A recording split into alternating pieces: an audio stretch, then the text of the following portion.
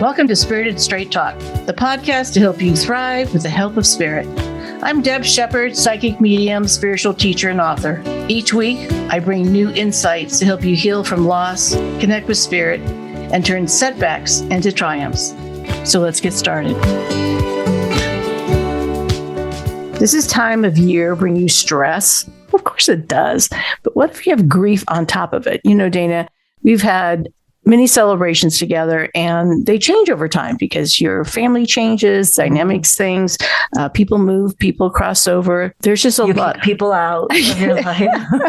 Sorry. We've had a little of that. Yeah, we've had some things. But, you know, if you've had a lot of changes in your life, when it comes to then the holiday season, you're seeing all these words plastered everywhere, you know, joy, peace. And you're like, what the F? You kick people out. And then you're looking at spending time with people that maybe you still have some tension with, or you're spending all this money. And what do people want? And things are not cheap anymore. So I think this time of year can be really difficult for a lot of people, especially in our line of work of people that have lost loved ones. This may be the first year. Even the second year can be even more difficult, and where everyone has a different idea what they want to do during the holiday season.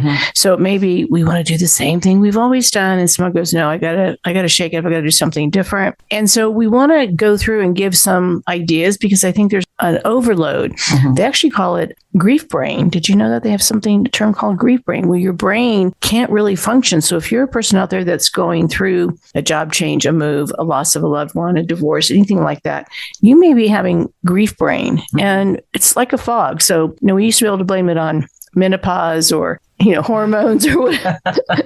But now there's a term called another term. Just blame it on something else. But a lot of it can be overwhelming. And, you know, it's the holiday season. So can you walk away with having some sort of management in trying to handle the holidays with a better intention? And we can't control, because you can't control everybody else or what people are looking for. But how do you manage yourself to have a really good outcome for this? And maybe letting other people know, because maybe they're in the same place, like, well, we don't know what to do with the situation. And I know I've gone through a lot of grief. So have you. And we've changed our holidays. You and I have tried to put in new things that we've created, because we have, a past that we said, okay, let's do it a little differently. Yeah. So that's what I mean, we have grandkids now, but someday we'll go on a cruise or go far away. We'll go hide. We'll go and not spend any e-coins. So if you haven't heard the term e-coins, we have a podcast that talks about energy coins, how much energy we spend on stress or things that we can't control. And how many times do we have the friends and relatives and the situations that come into our lives that we just can react. And sometimes there's so much energy spent prior to even the event, you know, the dinner or the holiday and the celebrations.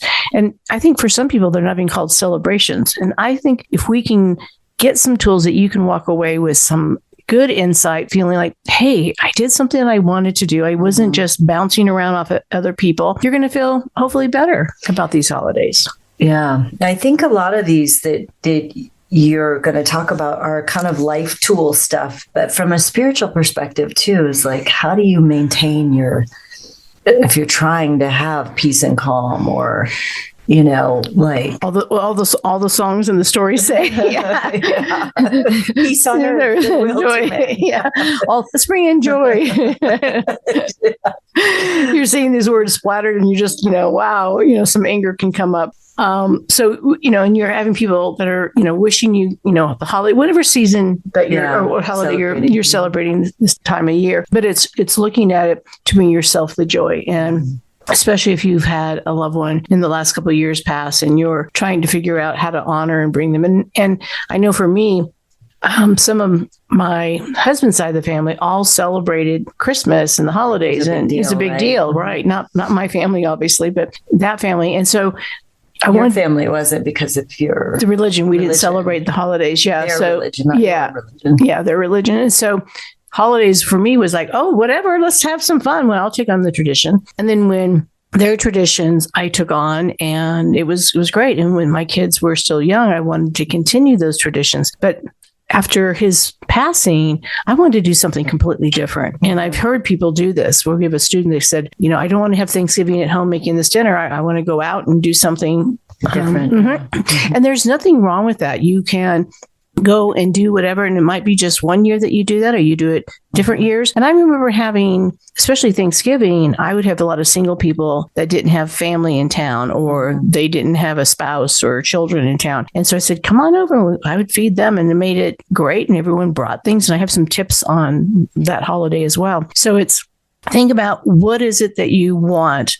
And do you want simplicity? Do you want to not bring stress? Do you want the family to come together and take away a lot of stress and gray hair and leftovers? Let them go.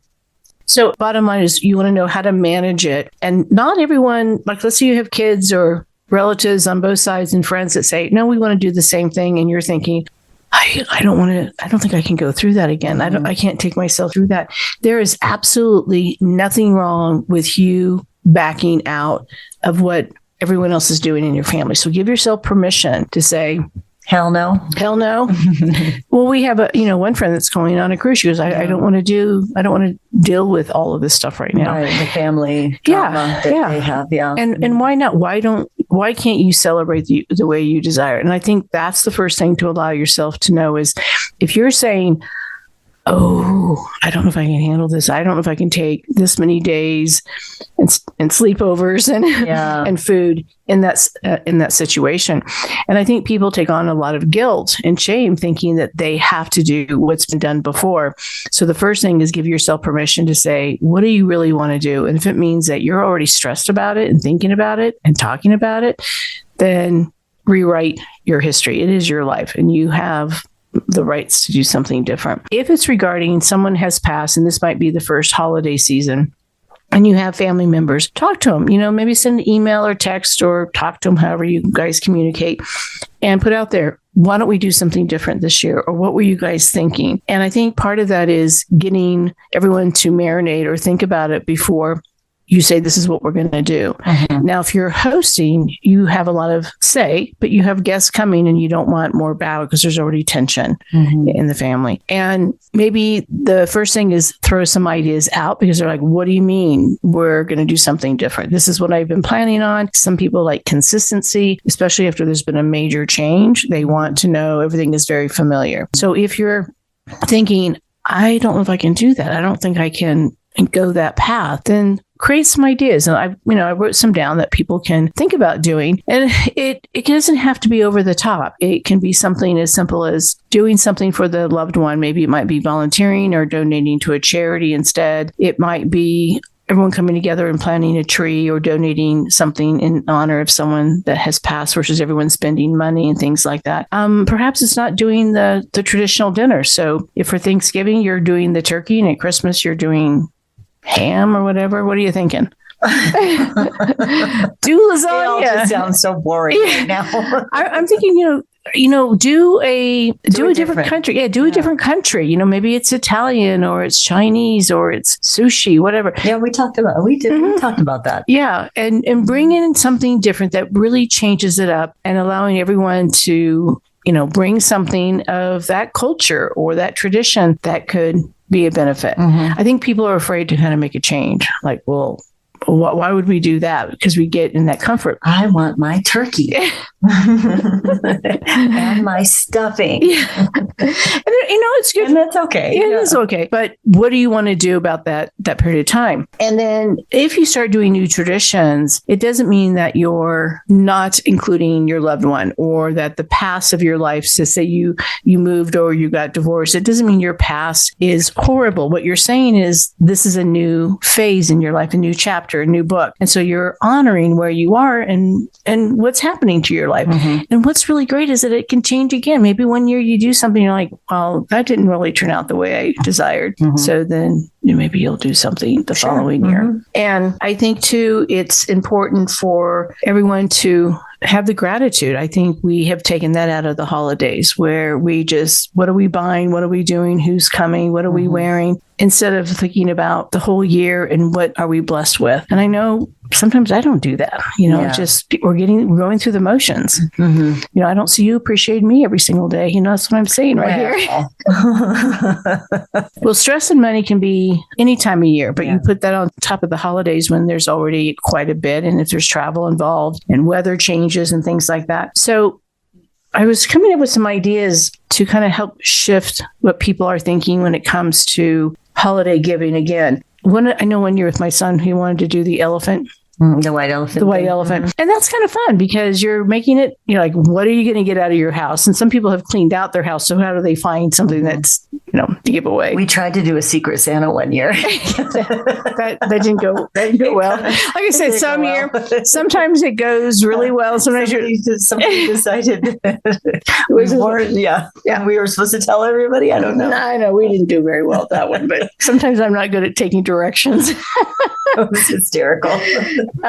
But if you feel like that is something you don't want to do by giving actually a store purchase gift, find out what you're good at. Maybe it's making some meals for somebody or helping them with a home project and saying, this is what, I'm going to give you this gift if I'm going to come over and help you with this project. I know that's been bothering you. I think we feel like that is important. Yeah. I go there too with holidays. Like, I'm like, it's so commercialized. I go into that space of why do I have to go shopping for thousands of dollars worth of stuff to give somebody when that's not the intention and purpose. Intention of the holiday. And the gratitude is being thankful for each other is. And not that I'm not stingy, I'm generous. I'm not, I'm not. You always give me good gifts. You do. You buy me good gifts. But it's just the whole commercialized piece of it. I do struggle with that.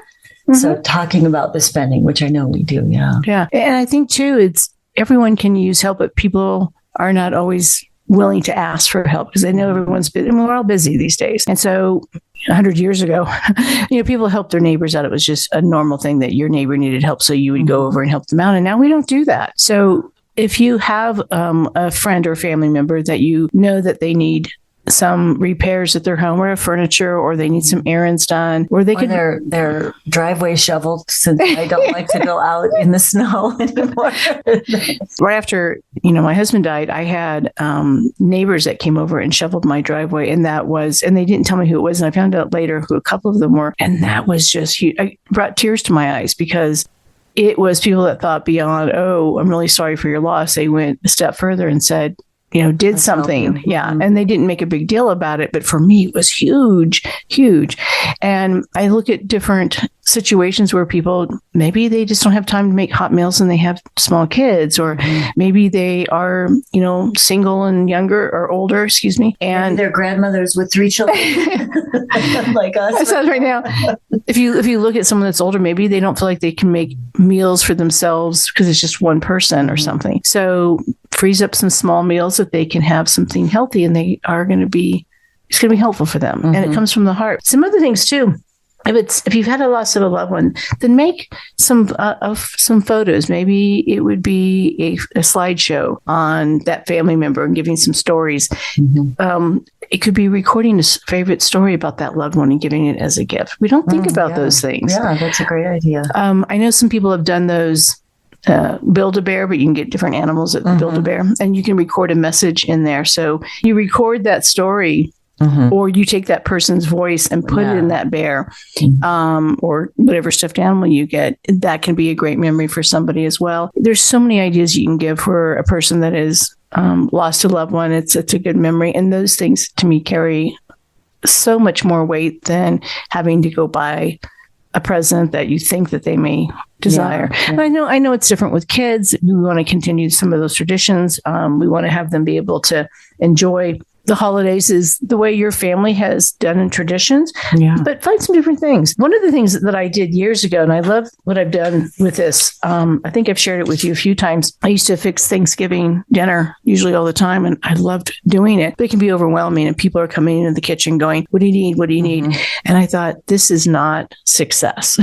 Nothing good happening. Well, now you do a lot of like 50 questions. Yeah, 50 questions. And they come to, and you're like, I can't stop where I am. So what I did is I wrote a list of what needed to be done, from, the can of olives to water on the table to coffee after dinner, everything. And I would put them on the refrigerator, but I would put their name next to it. Yeah. So this would be done like a day ahead of time. And I told everybody, I put your name next to the item that needed to be done. And whether that was, anything from cutting the pie to helping clear the table to putting the rolls on or butter, whatever it was. And they would know, they'd come and look to what their responsibilities were. And I didn't have to say anything, and everything got done. And if the next item needed to be done and they weren't doing it, someone else would say, hey, you're up, And it made it such a great way to get things done. I wasn't exhausted. Everyone felt like they were participating, and that became our tradition.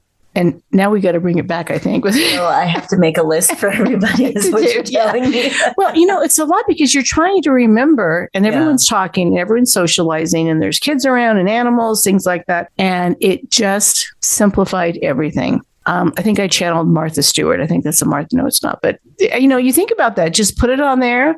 Everyone would go look. Things got done. And if someone wasn't doing their part, they would go, hey, grandpa, whoever, and they would go in there and do their part. And it just made it easy with everybody there. And I know for some, everyone brings different food and things like that to someone's home, and that can be great. And then the other thing is everyone bring their Tupperware or plastic bowls with them, so you can take stuff home. Pre-plan that, because we tell that with our kids, bring your stuff to take stuff home. But I think the biggest thing is to create a moment of joy, to have some good memories. Maybe it's taking pictures and putting things together that are fun moments, and raising the vibration of the fun. So when people leave, you're like, wow, this was a great time. And there's always going to be chaos or havoc in a holiday. I mean, and it's probably hard to do, because you actually started this tradition. I don't know when, but you have everyone go around the table and share something they're grateful for. Absolutely. For the year, for the day, the month, whatever. Or for the year, I guess we do at Thanksgiving. Right. And that wasn't a tradition that I had. So I remember the first year, my son sitting there going, I guess my mom, or something to that effect. But it's kind of a fun tradition just to reflect, and that in itself raises your vibration and makes it a little more joyful of a time, even when you're having a tough time. Well, I think if we look at the actual Thanksgiving holiday, where it's from, it's not really the best of history of the holiday. It's turned into just a celebration. Day of things. Day of things. And some people are religious, so they're going to bring in their traditions of religion and faith. And some people, like you and I, we're not religious, we're spiritual. So for us, it's bringing in something spiritual that is honoring the moment that everyone gets to get together and honor each other. And as I'm thinking about this, I think the other part is when we get really hectic and busy, we forget our surroundings. And I always say, read the room. And so many times when you're in the holiday hustle and bustle, people are just clueless, is the best word I'm going to come with. Yeah. Think about when you're out and about, and whether you're driving or you're at the store or you're working in, some kind of environment, is to honor those individuals that are working behind the scenes. So if you're at a checkout or you're working with someone as the cashiers that are, they still call them cashiers, I'm assuming that, but really thanking them for doing their job. Start paying forward and let people know you really appreciate their service, because I think they just get abused and people can't find things or what the cost is, or they're checking out, they're looking at how much they're spending. And if you can appreciate the person that is being of service to you and to do that, that's going to be some good energy in that person. And I know I've done it a lot of times, and they're going, thanks. They just kind of look at you like, wow, someone really acknowledged this. It might be taking back the shopping carts or picking up trash while you're going to the store or coming out. Tipping the guy who fills your tires. Yes. Discount tires. Here in Colorado, the tires get a little bit low in the winter. And so when Dana was getting my son's actually tires filled, and ours as well, we tip them, and you don't see anyone tipping them. And we don't have to get out of the car, and this is how they make their money. So have a few extra bucks on you. Really be thankful for those individuals. The young man yesterday, he looked like he was 16, maybe. He might have been 18, but he looked so young. And we handed him a $20 bill, and you could see his eyes light up. He didn't really say anything, but I don't think he knew how to react. Well, it is fun give that sort of joy. Yeah. One of the things that I've been wanting to do is do some sort of either Ziploc bag, which probably is not good for the environment, maybe paper bag, and put some goodies in it for anyone you see that's homeless or someone that could use, struggling, and just hand it to them like, how, have it prepared and have those little gifts out. And again, this is spending money, but putting that energy of joy out there for others. And I will tell you, when you look at someone that is surprised, you feel so good about that moment in time, and you're going to receive that gift in return. So basically, for the next couple of months, you're going to be stress. You're going to look at your bank balance. You're going to be thinking, oh, I forgot so-and-so. Oh, one big tip is always to have a few extra gifts wrapped up that are generic, meaning male or female. Yeah. And just have them in case someone stops by. That's a big one. But I think too, like with certain things, if you make some great sweets, make those as gifts. I love those kind of things. You don't need to go buy, but if you can make something, fudge. I think Dana's putting the order in, shilling the driveway fudge, any other things. Well, I'm the one that makes fudge. I think it's trying to find what works for you traditionally, and I also think that when you are wanting to meditate, if you do a craft or you make some kind of food, not kind of food, but you make food or something that would be a dessert of some sort, and you're giving that out, that's a great form of meditation and connecting with your community.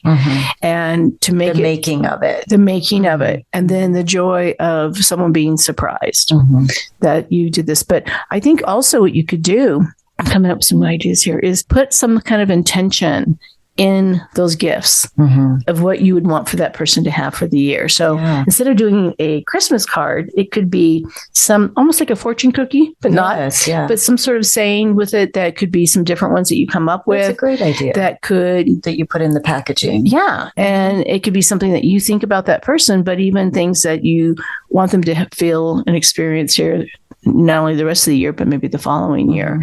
And Fortune Christmas cookies. Absolutely. But what I want you to do is think about how to de-stress yourself so that you can have the real peace and joy during this holiday season. Make it enjoyable. Not your whole family and friends are going to be on board and know that. Some of them are going to want that tradition. They're going to want things to be a certain way. And that's okay. But don't use all your energy coins for the entire season for those examples, and take care of yourself. Do kind things for yourself, and let yourself sleep in if you can, or take time to meditate or breathe and sit back and just say, I can't control others, but what can I do for myself? So that's the key, is just focusing on what is the outcome that you desire. Bottom line. Okay. Set the example. So I want to remind everybody to sign up for my free dream course on my website, debsheppard.com. And I have a new course that's going to be, I think, this week. So look for that. So go to my website. Signs from your loved ones. Who doesn't want signs? Accelerator. Yes. Thank you for listening to today's episode. I hope it inspired you. If you enjoyed our conversation, make sure you subscribe so that you get notified of new episodes. And let's get connected. Visit debsheppard.com for more insights, support, workshops, and a book a session with me. And finally, always remember, your loved ones in spirit are just a thought away. Even though they're on the other side, they're always by your side.